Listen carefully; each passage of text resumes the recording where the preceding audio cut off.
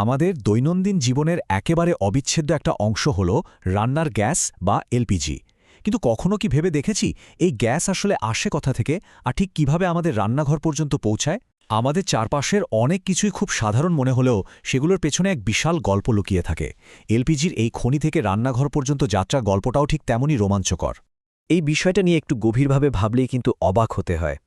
মাটির অনেক অনেক গভীর থেকে পাওয়া কালচে ঘন আর আঠালো এক ধরনের অপরিশোধিত তেল, সেটা কিভাবে একদম পরিষ্কার নীল শিখা রান্নার গ্যাসে বদলে যায়। এই রূপান্তরের পেছনে রয়েছে বিজ্ঞান, প্রযুক্তি আর বিশাল এক শিল্পযজ্ঞের অসাধারণ সমন্বয়।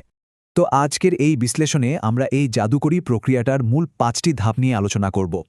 গভীর খনি থেকে উত্তোলন, রিফাইনারি ও ডিস্টিলেশন, প্রোপেন আর বিউটেন আলাদা করা, পরিশোধন ও সিলিন্ডার ভর্তি করা এবং একেবারে শেষে রান্নাঘরে চূড়ান্ত ব্যবহার।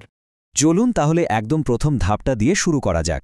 গভীর খনি থেকে উত্তোলন, যেখান থেকে আসলে অপরিশোধিত তেলের যাত্রা শুরু হয়।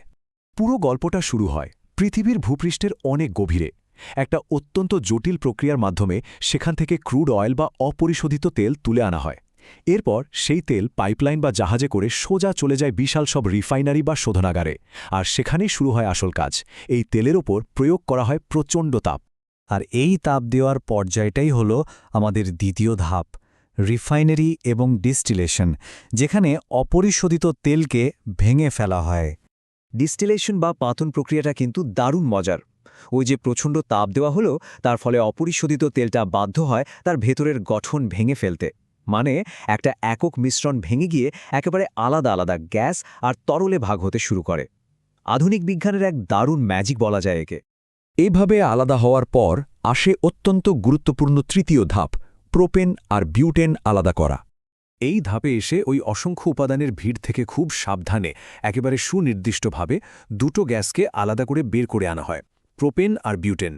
কারণ এই দুটো নির্দিষ্ট উপাদানই হলো আমাদের সেই কাঙ্ক্ষিত রান্নার গ্যাস বা এলপিজির প্রাণভোমরা। এই সূক্ষ্ম কাজটা ছাড়া প্রতিদিনের রান্না এত সহজ হতোই না।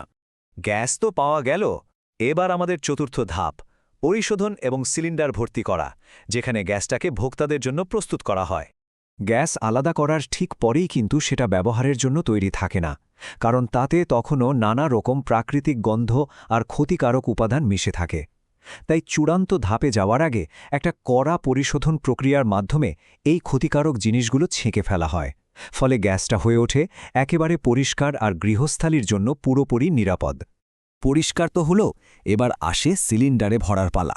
আর এই কাজটা করা হয় প্রচণ্ড উচ্চ চাপে বা হাই প্রেসারে, কারণ উচ্চচাপ প্রয়োগ না করলে এত বিশাল পরিমাণ গ্যাসকে মানুষের ওই পরিচিত ছোট্ট সিলিন্ডারের ভেতরে কিছুতেই জায়গা দেওয়া সম্ভব নয়।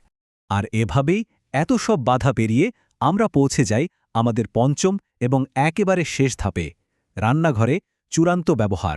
ভেবে দেখুন, প্রচণ্ড তাপ, জটিল সব রাসায়নিক ভাঙন, আলাদা করা, পরিষ্কার করা, এতগুলো কঠিন ধাপ পেরিয়ে একটা ভারী ধাতব সিলিন্ডারে বন্দী হয়ে গ্যাসটা শেষমেশ আমাদের রান্নাঘরে এসে পৌঁছায়, প্রতিদিন মানুষের ক্ষুধা মেটানোর জন্য রান্নার কাজে ব্যবহৃত হতে একদম প্রস্তুত হয়ে। তাহলে পুরো যাত্রাটা যদি একবার মিলিয়ে দেখি, মাটির নিচের সেই অন্ধকার খনি থেকে শুরু, তারপর বিশাল রিফাইনারি, সেখান থেকে হাই প্রেশার সিলিন্ডারে বন্দী হওয়া এবং শেষে আমাদের রান্নাঘরের চুলায় একটা পরিষ্কার শিখায় পরিণত হওয়া, সত্যি এই ভৌগোলিক আর রাসায়নিক চক্রটা একেবারে বিস্ময়কর। আজকের এই বিশ্লেষণটা শেষ করার আগে একটা ভাবনা মনের মধ্যে কিন্তু থেকেই যায়।